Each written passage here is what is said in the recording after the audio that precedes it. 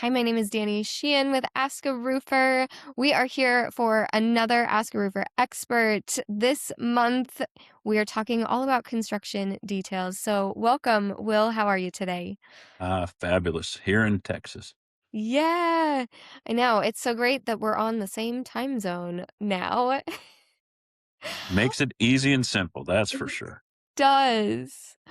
All right. So, Will, today with construction details, can you tell me a little bit more? What construction details are critical to prevent leaks, and what shortcuts lead to premature failures? That's a great question. But let me just say that, many times a nice roof has holes in it. We have holes where we cut for skylights. We have holes that we cut for drains. We have holes that we cut for the edges of the roof. We have holes that we cut for, just various things, whether it's expansion joint, things like that.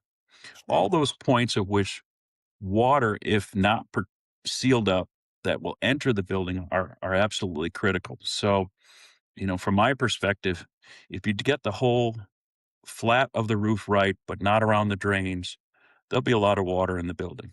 So, if you don't reinforce the seams and whatever happens such that a seam can break apart or it's not coated well or protected well with foam, that's an entry point of which then the water can come in. If you've got a termination at the edge and you don't seal it well enough, and water can work its way back into underneath the roof, all areas which it's critically important that it's well sealed. So when you get down to looking at the field, um, it's important, but the penetrations, the seams, and the edges are critical. And then the second part of that is what you do to prepare the substrate. That primer or how Mm. you do to install that detail the right way is important. If you are supposed to three course it and you don't, you're probably going to see some challenge down the road. If you're supposed to seal it up better into the drain with spray foam and you don't pull it all the way into it, it's probably going to be a problem. If you've got a cant and you don't fill it up well with foam to seal it well, that water will find a way of working in between the wall and the roof deck. And so I would just say prioritize first substrate and then those critical areas of which water, if it was unimpeded, would enter into the building.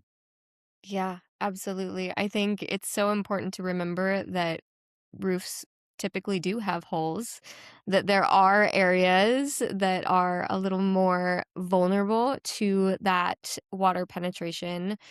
And so, really, details matter. They do. And one of the things we like about spray foam is it's self-flashing and sealing and fully bonded, so it has a way of doing an outstanding job for those penetrations and seams and edges. And so, they become less critical because foam has got an inch or two there sealing it up well. Yeah, absolutely. I couldn't have said it any better. Thank you for sharing your insights with us today. You can learn more about spray foam on General Coatings directory on Ask a Roofer, and make sure you check out all of the other expert responses for this month.